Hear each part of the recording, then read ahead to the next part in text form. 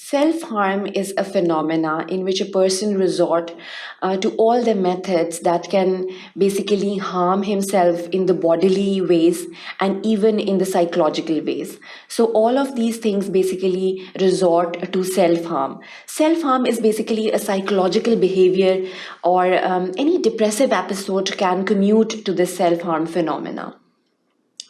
Now, the psychological background is always there whenever there is this self-harm phenomena. The self-harm behavior can even be represented by even the smallest behaviors. For example, cutting, biting, abrasions, hair pulling can be a phenomena. Even the drug use, the drug addictions, smoking, resorting to smoking, or any forms in which the bodily harms can be produced is basically resorting towards self-harm. Self-harm is basically, there is a syndrome which is also, there are a lot of syndromes other than Munchausen syndrome and Ganser syndrome that are basically a part of this self-harm phenomena, or the self-inflicting phenomena, which we are going to study in this section. So this section basically deals with the self-inflicted injuries other than suicide. So it's not the suicide always that has to commute, but there are the self-harming behaviors that are prior to the commitment of the suicide and that are pointing towards the suicidal tendency of any person. So we have to basically highlight these suicidal behaviors whenever we are talking about them. So then there are these characteristic features of self-harm behavior that are highlighted in any personality disorders that are basically pointing towards the suicidal tendency of any person. Then finally, we have the Munchausen syndrome. It is very common, and we usually come across, basically also known as the fictitious disorder. What happens here basically is the person is not diseased, but he's dramatizing towards all the disease characteristics of that particular disease in which he wants to see himself over there. So whenever we have the lab findings and we have the laboratory investigations done, it's clear that he is a hale and healthy person, and it's only the psychological disorder and the personality disorder that he has, which is pointing or which is forcing him to act in a particular way. So these are basically all the forms of the self-harm injuries that we come across whenever we are practicing in our day-to-day life. So the self-inflicted injuries other than suicide. So what are the causes for them? First and the foremost cause is the psychological cause. Now the psychological cause can be any depressive episode. It can be any sadistic approach towards life, which is forcing the person to behave in the self-inflicting or the self-harm mode. So the psychological causes are the topmost causes. It can be the masochistic phenomena. It can be any Munchausen syndrome and Ganser phenomena that the person may be suffering from.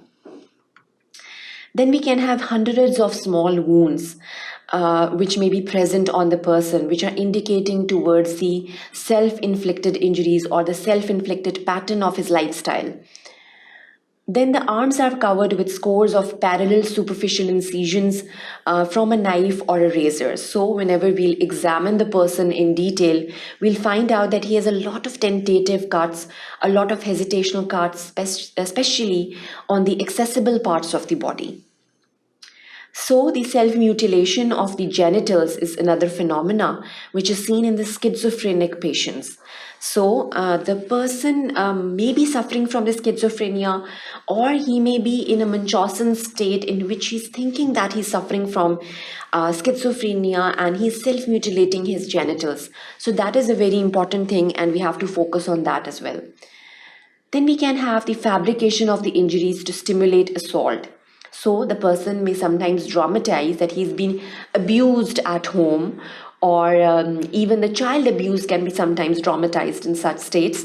And this fabrication and these fictitious wounds can be sometimes pointed out because they're not real wounds, and they can be, for example, the bruises can be marked down by the nut marking phenomena using a nutmeg. So these fabricated wounds won't have any inflammatory signs. They won't go any aging of the injury signs, for example, showing any color signs along with the age.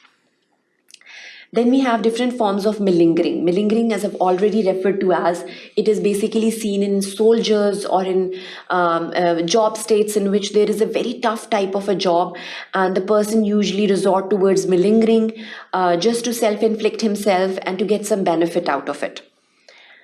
So at the lastly, we have this Munchausen's or the Ganser syndrome, in which the person doesn't have a disease, but he is just dramatizing the situation, and he has some sort of a psychological disorder, and he's in some sort of a depressive state, and he's just dramatizing towards this self-inflicting and this diseased state that he's in. So all of these phenomena are present in that person who is not actually doesn't want to commit suicide, but he's self-inflicting or self-harming himself. So all of these cofactors are usually present in such a person. Now, the characteristic features of such a state are basically the superficial cuts. Superficial cuts are basically, they might be abrasions, or they can be severe forms of scratching, or some types of razors are used in such a state, and they have a lot of hesitational and tentative cuts, especially on the accessible parts of the body, for example, the wrists. Then we can have the regular incisions using scalpels or sharp objects to form these incisions on the wrists. They can also be there. And then we can have the multiple or parallel cuts that are usually of very non-grievous type, and they're present on the accessible parts. They can also be there. And we have to avoid genitals in these states as well. Genitals are more sensitive portions, and they're not usually self-mutilated until unless there is some sort of a very depressive or some sort of a personality disorder. For example, the schizophrenic states, they can usually sometimes highlight these tentative or the hesitational cuts, but the genitals are usually avoided in such states. Now we can have the Munchausen syndrome by proxy. So we have to basically categorize this thing. Munchausen's is basically a psychological disorder, and sometimes it is present in these states, and we have to really focus on whether there is some sort of a personality disorder or whether there is some sort of a psychological disorder in this person or not. So we have to basically resort towards diagnosing these things. Now, what we usually see here is it avoids these self-mutilating features, usually avoid the eyes, nose, mouth, and the ears. They are usually parallel uniformly. There are shallow cuts more on the left side. And when we'll be seeing this thing, the hands, they are mostly on the back or palm of at least dominant hand. So the least dominant hand is usually referred to as, because the person will be using his more dominant hand on the right side. And the more accessible parts, for example, are the forehead, the neck, the jaw, and the cheek, more on the left side, because that is more accessible when the person is right-handed. So these are the accessible portions that we'll be dealing with that. Then moving on towards the Munchausen syndrome, how do we usually define this? It basically refers to adults who injure themselves or feign the signs of illness in order to gain the medical attention and often the admission to the hospitals. So we have to basically investigate the cofactors in the life of the person who is suffering from the syndrome that are provoking the person towards the specified kind of behavior.